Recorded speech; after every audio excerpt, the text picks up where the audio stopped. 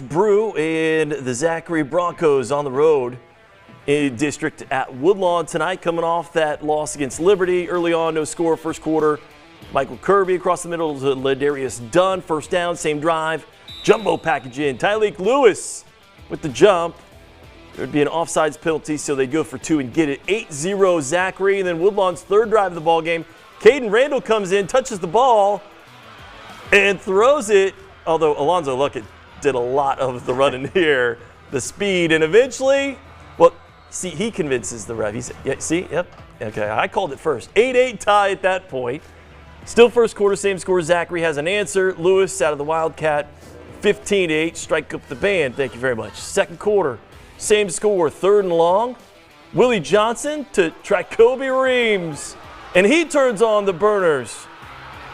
Number one gets it down inside the 5. Everyone's trying to find it, and there's the celebration for it, I guess. I love it. And Zachary punches it in a couple plays later, makes it 23-8. Then just before the half, thought Woodlawn maybe would get in position to score. They don't. And then Kirby makes it pay. They work it down the field up top. Ethan Kimmy makes it look easy. 30-8 at the half. Final of this one, 44-8. The Broncos roll. And Coach, we're talking about two teams in Central and Zachary. They've had disappointing starts to the season, but you saw Zachary, it really didn't look like it tonight. No, you could tell that Zachary coaches got the kids locked in. You know, last week was last week. It's time to move on. Yeah. They were locked in. Central with great performance. Defensively, they've been giving up some points. Yeah. And to slow down Liberty's rushing attack like that, it's pretty darn impressive. Everything was working for Zachary there, whether it was the ground game or through the air.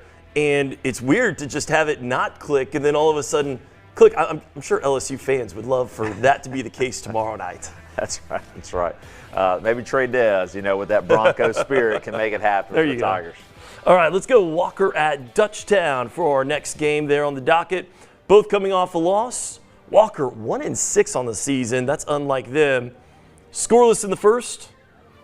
We've said his name a lot. Owen Fletcher. He could do it with the arm or the wheels. Sacked, though, on that third down conversion. Still scoreless in the second.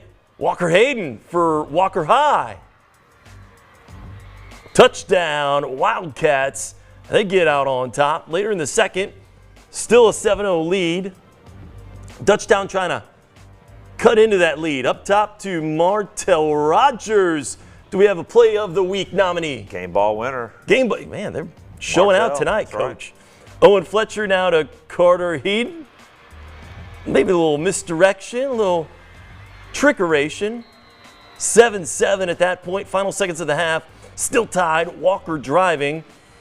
Jace Evans for the Cats. Trying to work it down and actually take a shot right here. But no. Maybe tipped, maybe just coming off plane there for the quarterback.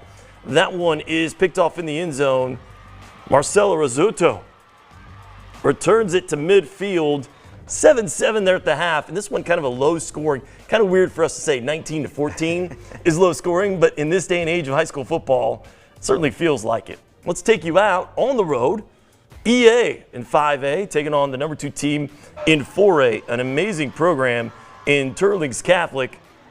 21-zip Teurlings, and EA finally getting some momentum. J.J. LeBoff to Jeremiah Merriweather, who, oh, by the way, was our player of the week this week. Gets in the end zone. Spartans down by a couple scores. Ensuing possession, well, the Rebels had the answers all night. 28-7, Teurlings Catholic. At that point, EA back in the red zone, though, on fourth down. LeBoff, what a strike.